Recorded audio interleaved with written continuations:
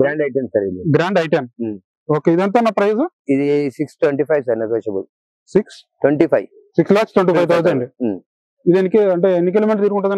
ఇది 60 కిలోమీటర్ తిరిగింది సార్. 60 అంటే 60,000. 60,000 తిరిగింది. ఓకే, ఎప్పుడు కొన్నారు? ఇప్పుడు ఏమో 23 model, 21 model. 21 model.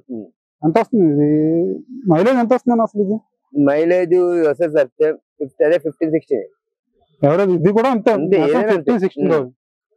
Honda city ఉంటుంది.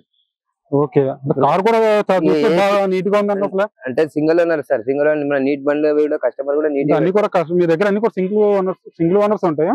కొన్ని సింగిల్ ఓనర్స్, కొన్ని డబుల్ కూడా ఉంటాయి సార్. ఓకే అన్న, ఇప్పుడు ఎంత? ఇప్పుడు 6,25,000. అంటే ఇప్పుడు అదే ఫిక్స్డ్ ప్రైస్ అన్నా లేదంటే నెగోషియబుల్? నెగోషియబుల్ తగ్గుతుంది. తగ్గుతుంది కదా? తగ్గుతుంది. అంటే మళ్ళీ కొన్ని మీ జనాలు చూస్తూ ఉంటాం తగ్గుతుంది అంటారు, తర్వాత ఏమో తగ్గదు. లేదు సార్, ఉన్నాయి చెప్తున్నా కదా, కస్టమర్స్ కి మళ్ళీ డీలర్ రేట్ ఇస్తాము. మనకు వచ్చే 2% కమిషన్ మీద చేస్తాం సార్ మనం. ఓకే, అంతే.